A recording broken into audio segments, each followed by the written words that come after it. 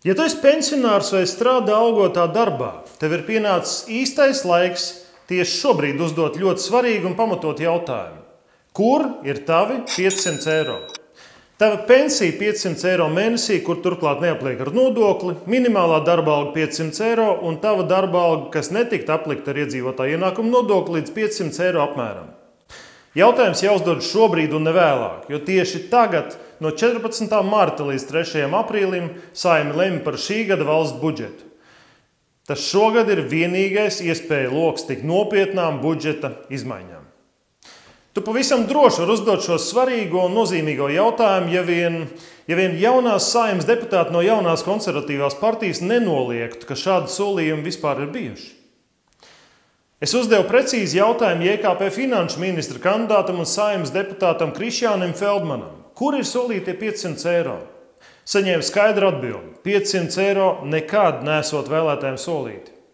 Lūdzot precizēt vēlēšanu solījumus pensionāriem, no JKP deputāta Anitas Muižnieces saņēma atbildi: jā, esot tomēr solīta minimālā pensija 200 eiro, nevis 500, ar neapliekamo minimumu 500 eiro apmērā. Bija arī būtiski piebilde, esot solījis to izpildīt tikai pēc 4 gadiem, tātad līdz 2022. gada beigām. Varbūt tās ir bijušas tikai mūsu halucinācijas, vai tomēr tavi 500 eiro mēnesī ir pamatota prasība.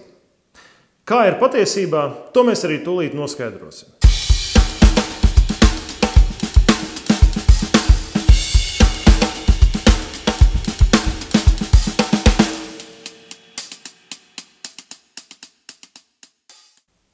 Tātad pirmais jautājums. Kas tieši ir apsolīts un precīzi kāds ir līgums ar sabiedrību? Skatāmies īsu video. Precizēšu vēlreiz plānus 500, ko viņš ietver. Tas ietver 500 ir minimālā pensija, 500 ir minimālā alga un 500 ir neapliekamais ienākuma minimums.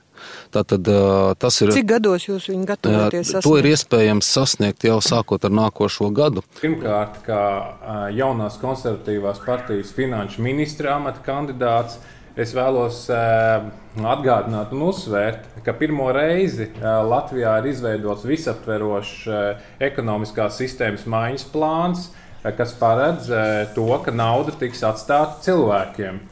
Un cilvēki daudz labāk par ierēģiem zinās, kā to naudu iztērēt, ticiet man. Un tāpēc minimāla alga būs 500 eiro, neapliekamais minimums būs 500 eiro, neapliekamais minimums pensijām būs 500 eiro, un Latvijā nebūs mazākas pensijas par 200 eiro. Nodokļi ir jāsamazina.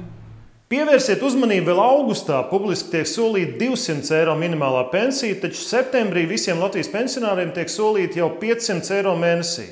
Vai jums ir kādas versijas, kādēļ tā? 55,000 pensionāru saņem pensijas, kas ir mazākas par 200 eiro. Savukārt mazākas pensijas par 500 eiro mēnesī Latvijā saņem jau 418,000 pensionāru. Tātad 9 reizes vairāk potenciālo vēlētāju. Īpaši svarīgi ir oficiālā priekšvēlēšana programma, kas iesniegta Centrālajā vēlēšana komisijā. To varētu devēt arī kā precīzi līgumu ar vēlētājiem, kur izpildi ir jānodrošina ievēlēšanas gadījumā. Pretīm sabiedrība dod 4 gadu darba mandātu un atlīdzina ar amatpersonas atalgojumu. Konkrētajā situācijā ar 4 miljoniem eiro nodokļu maksātāju naudu, kas Saeimas pilnvaru termiņā tiek izmaksāta kā atalgojums 16 JKP Saeimas deputātiem un 3 ministriem, kā arī valsts finansējums partijai. Tie būtu 80 eiro no katra Latvijas pensionāra, kurš šodien saņem pensiju mazāk kā 200 eiro. Atveram JKP programmu. Ignorējot teksta kļūdas lasām. Plāna 3x500 realizācija, minimālā alga, iedzīvotāju ienākuma nodokļu neapliekamais minimums algām un pensijām 500 eiro mēnesī. Minimālā pensija 200 eiro mēnesī jau 2019. gadā. Otrs svarīgais jautājums. Kad tiks nodrošināti solītie 500 eiro? Vai jūs pamanījāt, mēs nu pat jau redzējām atbildi JKP oficiālajā programmā. Šo 3x500 realizēs jau 2019. gadā, tātad šogad. Skaidri un precīzi tur viss ir uzrakstīts. Skatāmies video. jau no nākošā gada ir iespējams minimālo pensiju noteikt 200 eiro. Tātad tas ir. Cik gados jūs viņu gatavoties sasniegt? To ir iespējams sasniegt jau sākot ar nākošo gadu. Veicot budžeta pārskatīšanu uz nākošā gada vidu, to ir iespējams jau realizēt. Tātad, veicot budžeta pārskatīšanu uz nākamā gada vidu, to ir iespējams realizēt. Tātad vēlākais termiņš, kur dzirdējām, ir šogad, un tas sanāk 2019. gada 1. jūlijas. Tā būtu diena, kad jāstājas spēkā attiecīgiem grozījumiem valsts budžetā un jāsāk jauno 500 eiro vai vismaz kā minimums 200 eiro pensiju izmaksa visiem Latvijas pensionāriem bez izņēmuma. Trešais būtiskais jautājums. Vai valsts budžets var pacelt šādas saistības? Pirms vēlēšanām es kopā ar savu komandu, balstoties uz reālajiem budžeta datiem, veicu detalizētas aprēķinas, un mūsu secinājumi bija šādi. Tomas Edisons ir teicis, ka vīzija un piedāvājums bez iespējām to īstenot ir tikai halucinācijas. Tāpēc mūsu finanšu ministrs kandidāts Aivars Veiss ir precīzi izreikinājis JKP programmu 500x3, un secinājums ir skaidrs, tas izmaksās 1,6 miljardus eiro. Līderi debatēs un citās diskusijās es brīdināju par populismu un vēlētāju iespējamu krāpšanu, taču konservatīvās partijas viedoklis bija citāds. Tie, kas daudz saka šeit, ka tas, ko sola jaunas partijas, kas nāks pie varas, ka tas ir nereāli, es atgādināšu, ka 2012. gadā un 13. gadā man kā tieslietu ministram teica ļoti pasta katru dienu, ka viss, ko es daru, ir nereāli. Tā rezultātā 13. gadā cilvēkiem pilnībā mainījās attieksme par to, kas ir iespējams tieslietu sistēmā. Un es esmu pārliecināts, ka ar tiem ekonomistiem, kas strādā jaunajā konservatīvā partijā, absolūti iespējamas ir daudz lielākas lietas, nekā mēs esam ierakstījuši mūsu plānu. Paldies! Šī plāna 500 īstenošana izmaksātu starp 250 un līdz 300, maksimāli līdz 300 miljoniem. Un mums ir skaidrs, no kurienes arī šos līdzekļus ņemt. Un visbeidzot, kas ir jādara? Tieši šobrīd ir īstais laiks, lai ieviestu absolūtu skaidrību. 500 eiro 3. aprīlī. Vai ir, vai nav?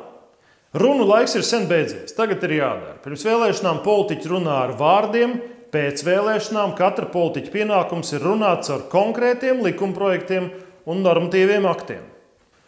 Kopš vēlēšanām ir pagājis pusgads, pietiekams laiks, lai sagatavotu attiecīgas grozījumus un to anotācijas, norādot ietekmi uz budžetu, kā arī no kurienes ņemt šādu naudu. Es personīgi neesmu redzējis šādus priekšlikumus Saeimā vai valdībā. Un jūs? Drīzāk rodas iespējas, ka konkrētie politiķi cer, ka vēlētāji atmiņa nesniedz tālāk par 6 mēnešiem.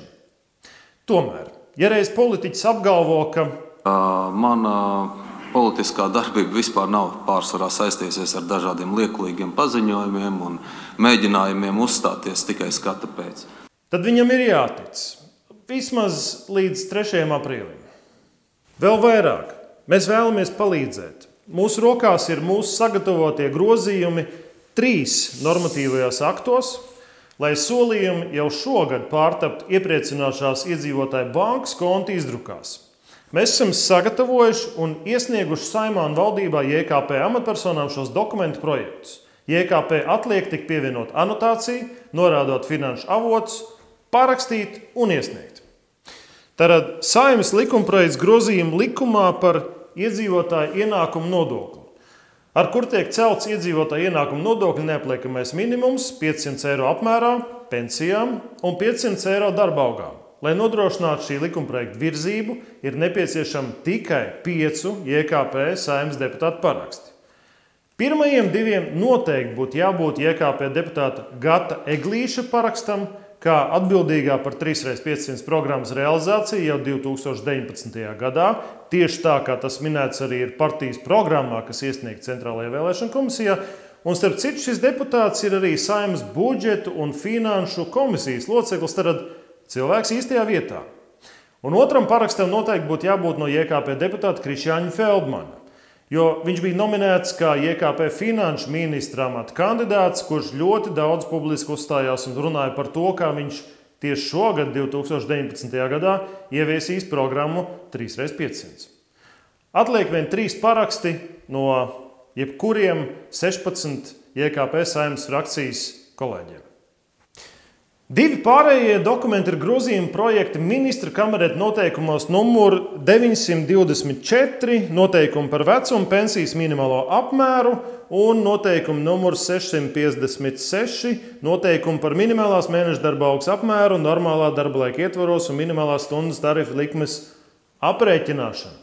Tie paredz noteikt minimālo pensiju 200 eiro apmērā vai 500 eiro, jo tās taču ir bijis solījums, un minimālo algu 500 eiro apmērā. Tātad nav pat nepieciešams labot likumu, jo darba likums un likums par valsts pensijām šo ir noteikts kā ekskluzīvu ministra kabineta kompetence. Tātad šie grozījumi būtu jāvirza kādam no 3 IKP ministriem. Piemēram, Jānim Bordānam. Protams, pievienojot anotāciju, norādot finanšu avotu, jo...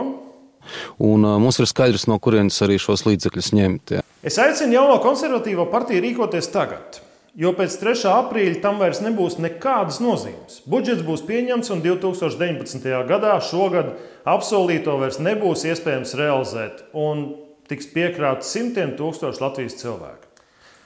Ir 2 ceļi, kurus mērojot politiķis ar laiku pierāda. Vai viņš ir cienījams un uzticams valsts vīrs, kur vārdiem ir vērtība, kurš spēj uzņemties atbildību, vai arī politikas šarlatāns, kurš izmanto savas pārliecināšanas spējas un sabiedrības visneaizsargātākos cilvēkus, lai iegūtu varu, slavu, finansiālus vai citus labumus. 18. novembrī mēs visi Latvijas svinējām valsts 100-gadi, vēsturiski nozīmīgu brīdi, kurā centāmies stiprināt mūsu valstiskumu, demokrātiju, patriotismu un piederības sajūtu Latvijai. Ja 3. aprīlī pierādīsies, ka šie solījumi ir bijuši meli, tad tas graus uzticību politikai vēlēšanu nozīmei un veicinās demokrātiskas valsts pamatu eroziju.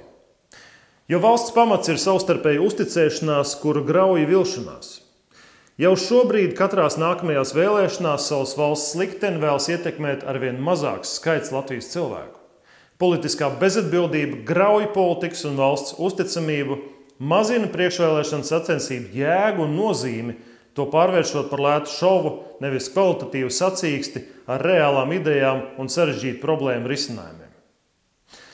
Ja 3. aprīlī nebūs pieņemts valsts budžets ar IKP solītajiem 500 eiro mēnesī katram pensionāram, 500 eiro minimālo algu un 500 eiro iedzīvotāju ienākumu nodokļu neapliekamo minimumu algām un pensijām, tad Saeimas deputāts Krišjāns Feldmans varēs secināt.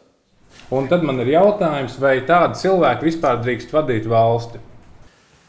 Jo šādi bezatbildīgi spēlēties ar tūkstošiem cilvēku dzīvi nav ļauts. Vismaz tas nedrīkstētu palikt bez sekām. Mani sauc Edvards Smiltēns, dalies ar šo vēstījumu un seko līdzi. Turpinājums būs par stipru un taisnīgu Latviju.